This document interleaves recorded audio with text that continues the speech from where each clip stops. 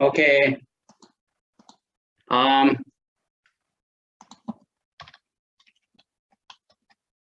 To solve the problem using array state function technique, we need to get phi. Okay, we need to find a way how to get phi, right? So there are several techniques that people use to get phi. Okay, I will show you all the ways that people come up with in the past. Okay, and I will try to just pick the simplest way in this class, because we don't have much time to look at the more complicated way in solving for phi. Okay, the first one is simplest one that I talk about. We call the invert technique. Okay, this is it's similar to what you saw in solving 3D problem. Okay, so we use the guessing strategy to get a function phi. Okay, so for very simple problem, highly simple problems, this technique may be the appropriate one. Okay, so the geometry of the problem is very simple, and material data, and also loading condition, boundary condition, of all of them, they are very simple. Okay, we can use this technique. The idea is this: we guess the form of phi. Okay, we guess the array straight function phi. Okay, so this is the more difficult step, right? How can we guess phi? Okay, if we don't have any experience, okay, you have to try and try and try. If you cannot get the right one, try again and again. Okay, so this is experience dependent. Okay, once you get the form of phi, then you have to check that equation star is satisfied. Okay, if equation star is satisfied, so now we can say that phi can produce all the fields. It can generate stress, strain, and displacement field. Okay, and the next step, we need to check boundary conditions. Okay, to check the boundary condition, we have two types of the boundary conditions possible, right? We can have traction or natural boundary condition, and also we can have essential or displacement boundary conditions. So if you would like to check the traction boundary condition, you have to compute straight field. Okay, compute straight field and check that the traction boundary condition are satisfied or not. Okay, and then you can compute strain field, and then you can get displacement field. Okay, and you have to check the essential boundary condition if you have. Okay, so if part of the boundary that you know the displacement field, so you have to get the displacement and check the boundary condition at the end here. One all conditions are satisfied. Now you can confirm, okay, that the phi that you guess is correct. But if phi that you guess cannot satisfy one of the conditions that I mentioned here, you have to go back and guess again. Okay, this is the guessing technique or the invert technique. It's good for a simple problem. And in this class, I will show this technique. I will use this technique to solve problems. Okay, I also have the other techniques that are available, but I will not have time to cover that one, those ones in this class. If you are interested in, you can take the second class that I offer next semester. Okay, so we have the analytical technique to get phi. So basically, we solve equation star directly. We solve partial differential equations directly to get the general solution for phi. Okay, so the form may be complicated, but I can solve equation star, and now I don't need to worry about checking that equation anymore, because I just focus only on the one that satisfies equation star.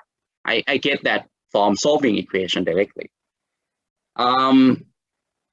And then I can use the solution that I got from solving equation star to generate all the fields. Okay, And then finally, I check boundary conditions. I check boundary conditions, and then I can get all the constant that involved there. I'm done with you know, the step here, because we don't need to try and try, because here we solve equation star directly, so we get the right choice there. Except that, okay, solving equation star, you still have some constant left there. Okay, so solving partial differential equation, you always come up with the constants. So those constants can be obtained by forcing the boundary conditions. Okay, for this technique, the third step here is quite difficult, because getting all the constant, unknown constant, are not easy for some particular problems. Okay, so I can show you about this in detail if you're interested in you know, you can take the, you know, the second class. Okay, and the last technique is good for complex problem. If you have to deal with problem with complex settings, complex boundary conditions, complex geometries, material properties, and loading conditions. So if all those you know, quantities are very complex, so now you can apply numerical technique. So you will not solve equation star directly, you solve it approximately. Okay, you solve equation star approximately or numerically, and then you can enforce boundary conditions as well. Everything will be performed in the numerical sense. Okay. For example, finite element technique is an example of powerful numerical technique that we can use to solve equation star. Okay. So in this class, I don't have enough time to, you know, talk about the second and the third approach in details. So I think for the last one, you can take finite element, and you will get an idea how to develop the numerical technique or numerical scheme to solve partial differential equations. Okay, and for the second one, I show more for several interesting problem. Okay, if you're interested in, if you plan to, you know, to do the research in the area of mechanics, I suggest you to take the class that I offer. Okay, but if you are not interested in to work in this area, okay, you don't need to take that one. Okay, here I will try to solve simple problems, okay, using guessing strategy, okay, using the inward technique that I mentioned here in, you know, the first technique I mentioned here. Okay, let's look at very simple problem. The first example here, I look at the, you know, the very thick, let's say that we have very thick rectangular plate, okay, with the dimension 2a and 2b, and the thickness is very large compared with a and b. So this is the keyword that you can think about. Okay, what kind of condition you have to apply, right? You have plane straight and plane strain. Okay, for this case, we should apply the condition of plane strain, because we have the thickness very large, right, compared with A and B. So plane strain should be applied for this problem. Okay, so I said that the material is homogeneous, isotropic, linearly elastic. I gave you the shear modulus mu and Poisson ratio. So this is the important part, because when I say that, okay, the body is very thick, and you choose to apply plane strain, now you can get kappa in terms of Poisson ratio, right? Because we have two different ways to define kappa depending on plane strain and plane stress. Okay, and for this problem, I don't have the body force field. So B is 0, and we look at the boundary conditions. You can see that the plate is subjected to the linear normal traction applied at both ends, at the left and at the right end.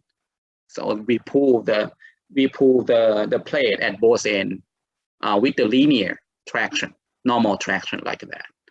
Okay, and the top and bottom surfaces, they are traction free.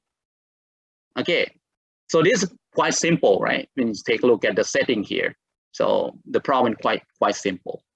Okay, I would like to apply Airy-Straight function technique with the guessing strategy to get all field quantities. Okay, so what should be the first step? The first step, we need to come up with the potential function V. Okay, for this particular problem, we know that the body force field is 0. So now I have this equation for the function V, and you know that, okay, when B1 and B2 are constant, when B1 and B2 are 0, so you perform the integration, you will get V equal to constant, right? But I told you before that the constant here can be set equal to 0 because it doesn't matter. V here is, even though it's not unique, we can pick the value of constant that simplify the calculation later. So the simplest one, just pick the constant equal to 0. So here I would say that for the problem with the body force field equal to 0, V is simply 0. You can apply this idea to all problems that you don't have body force field. Okay, I can set V equal to 0. Okay, and then this is the most important part of the procedure here. We need to come up with the good Airy-Straight function. Good in the sense that we should get the form that is correct. Okay, how can I know that? I don't know. You know, it's based on the experience, and also if you are beginners, so you can try first, guess some function, and if you cannot satisfy all the conditions, you have to come back and guess again and again and again until you get the right one. Okay. Now I will give you the idea when I try to guess the function form for V. Okay. So I try to think in this way. I try to use the information that I got from the problem. If you take a look here, so we apply the normal traction at both ends. We didn't apply the shear traction. We didn't apply any traction at top and bottom surfaces, right? So based on your intuition. So based on my intuition, I think that shear stress should be 0 everywhere, right? We shouldn't have shear stress here based on the boundary condition they gave you. So I guess that, I guess that shear stress should be 0 everywhere. And also you apply only the normal traction at the left and right ends. You didn't apply any normal traction at the top and bottom surfaces. So I expect that sigma 2 is 0 too. In addition to the shear stress component, I guess that the vertical stress sigma 2 is 0 everywhere. And the horizontal stress sigma 1 should be linear, right? It should be linear with respect to x2, right? Because the traction you apply is linear with respect to x2. Right? Is that right? When you move from here to here, you can say that traction is a linear function of x2. So I expect that sigma 1 is linear function of x2. That's what I guess based on the information that I got. So this is what I try to say. So sigma 1 should be linear. How I can say that it should be linear in x2, right? And sigma 2 should vanish. Sigma 1 as well.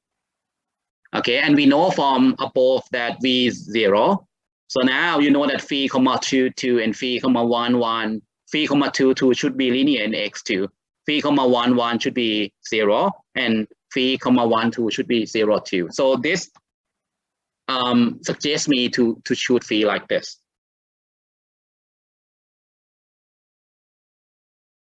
Right? So if I shoot phi of this particular form, I would know that, okay, sigma 1 disappear, and sigma 2 is simply 0 too, right? Because phi, 1 is 0. So now I can say that we shouldn't have a function of x1 appear there, except for the linear and constant term. But linear and constant term, I don't need that one, because when you plug it in the expression here, it disappears, so it will not contribute to stress. So I care about the one with the second order, up to the term that is constant or linear when you take derivative with respect to two x2 or x1 or x1 or x2 here. So they disappear, right? Okay, so this is the term that I have left and can produce the structure of sigma 1, 1, sigma 2, 2, and sigma 1, 2 like this. Go back and think about this. So I try to come up with this choice because of the information they got here. Okay. Is that clear to you? ผมพยายามจะหาฟอร์มของฟรีจากข้อมูลเบื้องต้นข้างบนเนี่ยนะครับคุณลองไปดูซิว่าอย่างเงี้ยถ้าเกิดผมบอกฟรีคอมมา1 2คือดิฟฟรีเทียบกับ x 1 x 2แล้วเป็น0เนี่ยฟรีมันควรจะเป็นยังไงนะเช่นเดียวกันนะฟรีคอมมา1 1ต้องเป็น0เนี่ยฟรีมันควรจะต้องเป็นยังไงนะจากตรงนี้ผมก็ใช้ตรงเนี้ยทำให้ผมได้ฟรีมามันควรจะอยู่รูปฟอร์มนี้นะดูซิว่าคุณพอจะได้ไอเดียไหมนะโอเค the reason that I choose the form of phi in terms of polynomial function because the data that I got here is polynomial as well, right? This is linear function. So I will guess the form of phi just simply the polynomial function, right? And to satisfy this boundary condition to satisfy this curve structure based on the boundary condition that I have here. So now I come up with the form of phi like this. It will take some time, to think about this, okay, and to be able to come up with the form by yourself. Okay, I didn't say that. Okay, this is a very easy part. Okay, this is the more difficult part in this solution procedure. Once you come up with the good choice of phi, the rest should be simple because you just simply check, right? To verify that, okay, the phi that you choose here is correct or not. Okay, now I start by checking compatibility condition, right? The form that I have here, satisfy equation star or not, I have to check. First, I take Laplace of phi. So I plug in phi that I got, or I guess before, plug it in, and I perform that calculation and get, the Laplace of phi. This is Laplace of phi. So it just simply involves partial derivatives. So I don't need to go in very detail. I think you guys can do this quickly. And then I take Laplace one more time. So we have double Laplace here. So I just simply use the result that I got here and plug it one more time in Laplace operator. So I get 0. And for this case, V is 0 too, right? If you go back to look at the compatibility condition equation star. So to verify that the compatibility condition is satisfied, double Laplace of phi have to be 0, which is the case here, right? You can see that double Laplace of phi is 0. So now I can say that compatibility condition is satisfied. It doesn't matter what the value of C1 and C2 are, right? So satisfy for arbitrary values of C1 and C2. Or I can say that the form that we get there satisfy compatibility condition automatically. Okay. Next, I need to check what? Boundary conditions, right? As I told you before, once you check that, okay, equation star is satisfied. That imply what? One equation star is satisfied. Now we are sure that we can generate stress field, we can generate strain field, we can generate displacement field, right? All fields can be generated from the field that we get there. But we cannot conclude here that, okay, the field that we guess is correct answer until we check all boundary conditions. Okay. For the problem that we deal with here, we don't have the displacement boundary conditions, right? We have only the natural boundary condition. We know traction at any point on the boundary. Okay, so in this case, to check the boundary condition, we don't need the displacement field, right? We need only stress field, right? Is that clear? So to check the boundary condition, I need to compute, or I need to generate stress field first. Okay, and then I use stress field there to check the boundary condition. So how can we generate stress field from phi? It's very simple, right? I showed the formula for you already. So this is the way to generate stress field in terms of phi, right? This the expression that I gave you before, and V for this problem is 0. I plug in phi there. So now I can get sigma 1 1. Okay, that is sigma 1 1 that I got. The same way I can generate sigma 2 2, right? Like this. I get this.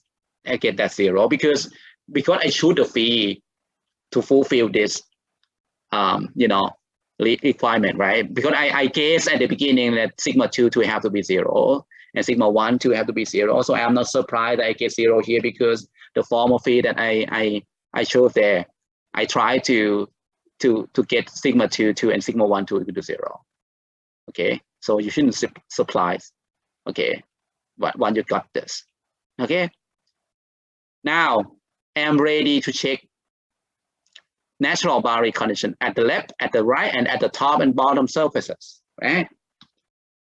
Okay. So check boundary condition for the left end. For the left end, we have this kind of boundary condition because we have the traction boundary condition. We take stress that we got before, right? We got stress here. We got stress here, right? So we can use that stress field. And then we can form traction and set that equal to the one that prescribed. The one that prescribes here. Okay, so now I plug in thing that I got from before in this equation. Stress I get before like this. Okay. And I multiply by unit normal vector on the left end, at the left end. So it should be minus 1 0. So now I get this equal to term on the right hand side. Term on the right hand side is simply the traction, the linear traction they apply here. So we have only the normal components pointing in the negative direction. So I get the negative of that one. So because this one is linear, so you can get this linear distribution easily. So this is what I got. And 0 here because we don't have the shear traction applied. So this equation have to be satisfied if the boundary condition at the left end have to be satisfied, right? So I multiply this matrix by this vector, I come up with this one. And this have to be the same for every point on the boundary at the left end. So you can see that the second component are satisfied automatically. And the first component, because this is valid for any x2 along the boundary here, any x2. So now you can match the coefficient, right? 2c1 here have to be equal to that one, and 6c2 have to be equal to negative sigma 0 over 2b. So that's what I got here. To satisfy the traction boundary condition at every point at the left end, so I will get c1 and c2 like this. Do you have class after this? Is there anyone here have class at 10:30? มีใครมีวิชา No. Okay, No, so, okay, can I continue because we have only one class left on Thursday, so I am not sure that I can complete the lecture on Thursday. So let me continue here for maybe 10 or 15 minutes. Okay.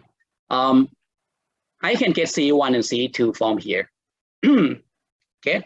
By enforcing the boundary condition at the left end, I can get C1 and C2. Okay. Do you have any question about anything here? The reason that I have to match the constant, or I can match the constant there, because this condition have to be satisfied for any value of x2. Okay, this is linear function and this linear function, so the constant term have to be the same, and the coefficient in front of the linear term have to be the same as well. Okay, so then I end up with this value of C1 and C2. I can do exactly the same way for the right end. Okay, so I just simply change the normal vector for -1, 0 to 1, 0. And also the traction on the right hand side here is opposite to the left hand side. So I just remove the negative side and the rest should be the same. And I end up with the same kind of equation, right? You can see that. So I end up with the same conclusion for C1 and C2 again. So now I can say that if you pick C1 equal to 3 sigma 0 over 4 and C2 simply minus sigma 0 over 12b. If I choose the values of C1 and C2 like this, now I am sure that the traction boundary condition at the left and right ends are satisfied. Okay, it still remains to check the boundary condition at the top and bottom surfaces. Okay, sorry, to put S here. Okay, I look at the boundary condition at the top and bottom surfaces. We know that, okay, at the top and bottom surfaces, the traction I equal to 0, right? So T0 disappear. So I can say that T0 is 0. So now this condition is simply like this. I will check the boundary condition at the top and bottom at the same time. Okay, so the unit normal vector at the top simply 0 plus 1 and at the bottom here 0 minus 1. So I'll multiply straight that we have before with this normal vector. It have to be 0, 0, right? Okay, and then you can see that this is satisfied automatically. It doesn't matter what the value of C1 and C2 are, right? So because that term multiplied by 0 all the time. So now I can say that the top and the boundary conditions at the top and bottom surfaces are satisfied automatically for this case. Okay, is that clear? Now I can say that I'm done with checking all the conditions, right? I check that equation star is satisfied. So the gas phi satisfy the compatibility condition. And then I generate straight field based on that phi. And I check all the traction boundary condition. There is no displacement boundary condition left to be checked here. So now I'm done with checking. So now I can summarize what we have. Okay, I can say that the gas area state function technique. The gas area state function with C1 equal to 3 sigma 0 over 4 and C2 equal to minus sigma 0 over 12b is the correct one. Okay, the one that I gave is correct with this C1 and C2 that I gave you here. Okay, I don't need to go back and repeat the process again because the one that I gave with this value of constant satisfy all requirements. Okay, so I can say that I'm done with solving problem. The next thing that I have to do, I have to post process for all field quantities. I plug in C1 and C2 that I have there back into the expression they got before. I get spread like this, right? So now I plug in C1 and C2, I get straight field like this. For strain field, I can use this equation, right? Once you get straight field, you get sigma 1, 1, sigma 1, 2, sigma 2, 2. For this case, you have only one non-zero component, sigma 1, 1, sigma 2, 2 is 0, sigma 1, 2 is 0. So I plug it in here and now I can get, before I forget, don't forget that this problem, the thickness is very large compared with A and B because I said it's very thick. So now you will solve the problem in the context of plane strain case, right? So kappa have to be 3 minus 4 multiplied Poisson ratio because the problem we know the Poisson ratio, right? So now you have to be specific to the problem too. So for this case, kappa equals 3 minus 4 Poisson ratio. Okay, so now I plug this thing in, I plug in strain that I got here back into this equation, and now I get strain. That is a strain that I got in terms of kappa. Okay, kappa is defined above. Okay. Once I get strain, now I can get displacement field. Okay. This is the thing that I have to do. I know that, okay, this is not the part that you like to do, because okay, I know strain, right? I know epsilon 1 equal to this, epsilon 2 equal to that, epsilon 1 2 equal to 0, and epsilon 1 2 and 1 2 connect to u1 and u2 like this, right? Now you have to perform the integration. This is kind of tedious work, I know. Yeah, right. If you don't like doing the integration, so you think of you say that this is the most boring part, okay? But anyway, if you want to get the displacement field, this is the only way that you can do from the strain field that you got, perform the integration. I will not go in detail here, because the procedure here is exactly the same as what you did for the general case, for the 3D case. And this one is simpler because you have to deal with only 3 equations. Okay, so I will leave this to you, okay, to study in details. I make a list of the procedure for you.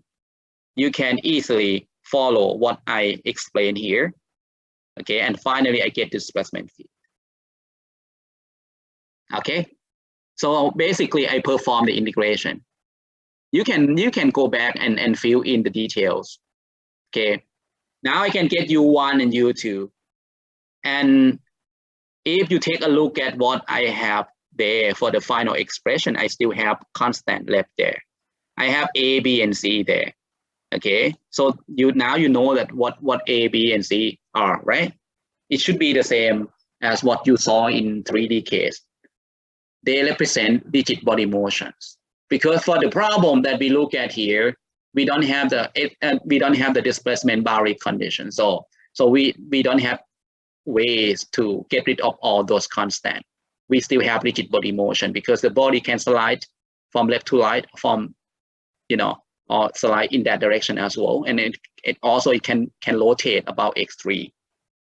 Because this is 2D problem, so there are only 3 modes of rigid body motion, right? We have 2 translation and 1 rotation. Okay. A is simply the rotation about x3 axis. B represent rigid translation in x1 direction, and C represent the rigid body translation in x2 direction. Okay. We cannot get A, B, and C for this particular problem because it's pure traction problem. Okay, we don't know the displacement at any point. Okay, so I can say that for this problem, the displacement is not unique, right? We still have A, B, and C there in the final expression. But if you care only the part that produces a strain, you can get rid of all the rigid body motion, and then the remaining part is unique. Okay. Okay, we're done with very simple problem here. I have one more problem, second example. I will start here for at least for the first part. Okay, so look at this problem. Now I have the rectangular plate again, but I change the wording a little bit and say, okay, the plate here is very thin.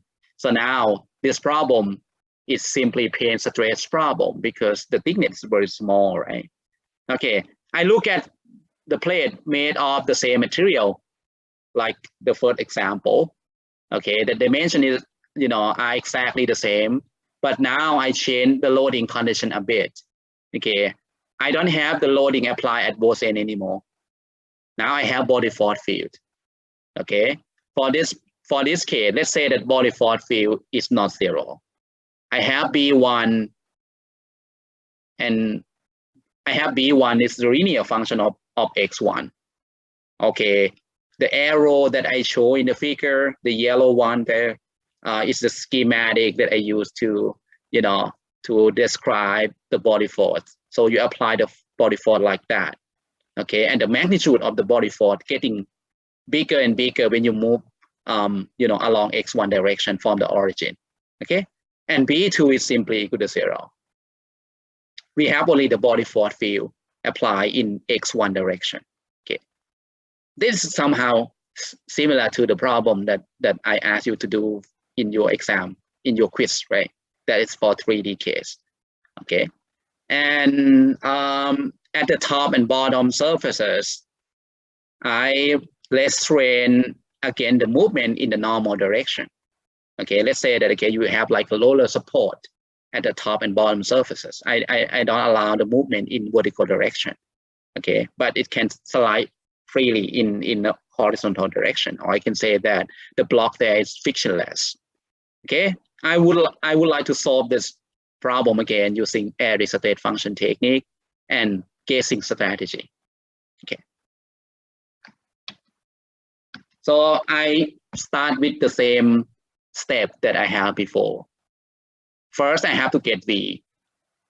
This step is not very simple as the previous example because now B is not 0. I have B1 equal to gamma x1 and B2 equal to 0 for this case. So now I need to determine V. How can we get V? There are several ways to get V because I need to get only one V. V is not unique. So you just simply come up with one V that satisfies this equation. One way that you can think about, just guess, right? Because B1 here is just simply linear function. So you can expect that V have to be what? Quadratic in x1, right? So you can come up with that easily. Okay, so this is what I come up with. And I don't care about the constant as well, I told you before. So I just simply pick the constant equal to 0. And if you don't believe that this one is true, plug it in and you will see that this equation is satisfied and that equation is satisfied, right? So if you can guess, or if you come up with V by guessing and you check by plugging in here and everything is satisfied. So now I can say that is the right V.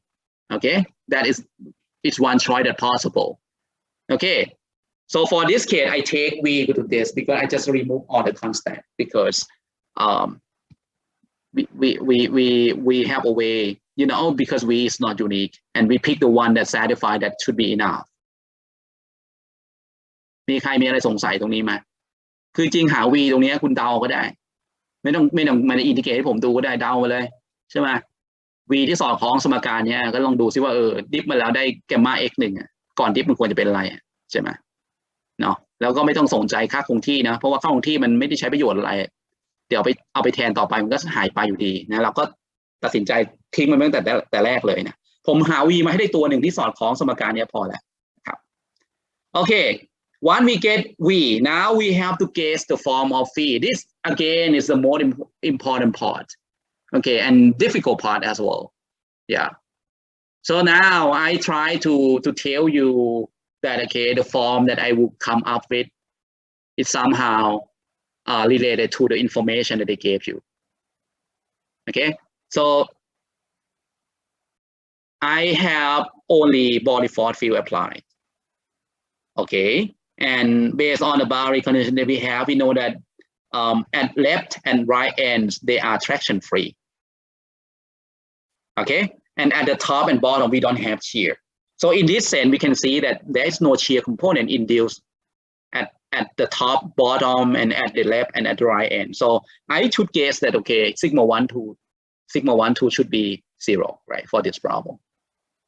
Okay. And how about vertical stress and horizontal stress? Because the body force that we apply here is linear in x1. So I expect that sigma 2 and sigma 1 should be linear in x1, should be quadratic in x1. It shouldn't be a function of x2 because the information that we have here are independent of x2, right? Why it have to be quadratic? If you take a look at equilibrium equation, the first one that involve B1.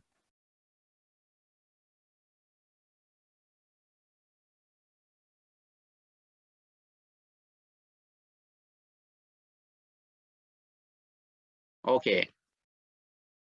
That one disappear, right? Because we get the sigma 1 to disappear. But B1 is linear in x1. So sigma 1, you take derivative of sigma 1. And you should get linear to, you know, when you combine with this one, have to be 0. So now we can see that sigma 1 have to be quadratic in x1. If sigma 1 is quadratic in x1, I guess here that vertical stress should be quadratic in x1 as well.